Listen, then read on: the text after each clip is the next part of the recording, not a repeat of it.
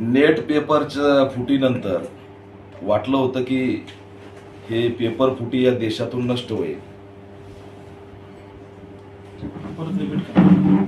नीटच्या paper फुटीनंतर 25 ते 27 विद्यार्थ्यांनी आत्महत्या केली आणि त्याच्यानंतर जे काही महाराष्ट्रातून आणि देशातून आरोपी अटक केले त्यांच्यावरती स्ट्रॉंग कारवाई होऊन पुन्हा पेपर फुटीचा प्रयत्न कुणी करणार नाही असं वाटलं होतं. परंतु टीईटीचा पेपर फुटला. MPSCच्या ऑनलाईन परीक्षेच्या संदर्भात विद्यार्थ्यांमध्ये उद्रेक आहे आणि त्याचे पडसाद आज छत्रपती संभाजीनगर या ठिकाणी उमटलेले आणि या विद्यार्थ्यांच्या आंदोलनाला एक राज्यव्यापी स्वरूप देण्यासाठी ऑल इंडिया पॅन्थर सेना पूर्ण ताकदीने या ठिकाणी उतरलेली आहे. आम्ही मागणी केली आहे की दादा भुसे हे शिक्षण मंत्री यांना CBSE म्हणजे काय कळत नाही.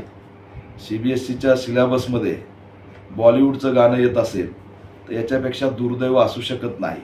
म्हणून हे जितकं सरळ दिसतंय तितकं नाही, तर जाणीवपूर्वक डॉक्टर बाबासाहेब आंबेडकरांनी निर्माण केलेली शिक्षण व्यवस्था थट्टा करत करत संपवायची हा एकमेव अजेंडा याच्या मागे दिसतोय. महात्मा फुलेंनी बोंधुगिरी संपवली आणि अशोक खरातच्या माध्यमातून ती निर्माण झाली.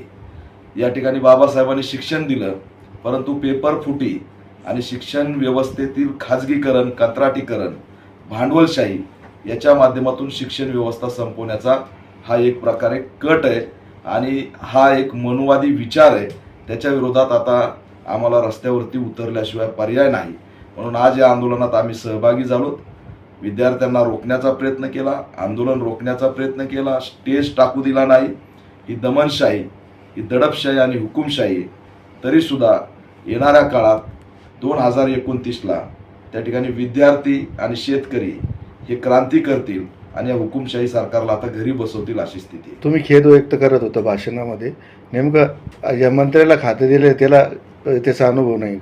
काही संबंधच नाही. मी त्यांना सल्ला देतोय एकनाथ शिंदे साहेबांना की तात्काळ दादा भुसे हे कॅपेबल मंत्री नाही आहेत. त्यांचं फिटनेस मात्र चांगलं आहे, त्यांना खेल मंत्री केलं तरी चालेल, परंतु शिक्षण मंत्र्याच्या लायकीचे ते नाही आहेत.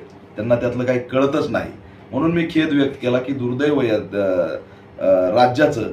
एकीकडं तुम्ही जर पंजाबला उडता पंजाब म्हणत असाल तर महाराष्ट्राला आता पेपर फुटीचा महाराष्ट्र म्हणायची वेळ आली. ही ओळख ज्या महात्मा फुले आणि सावित्रीबाई फुलेंनी शिक्षणाची विजय या देशात रोवली, त्यांच्या महाराष्ट्राची ओळख जर पेपर फुटी होत असेल तर याच्यापेक्षा दुर्दैव काय असू शकतं. त्याच्यामुळे हे निष्क्रिय आहेत, त्यांना तात्काळ हटवलं पाहिजे आणि MPSC जी आहे ती ऑफलाईन पद्धतीने झाली पाहिजे.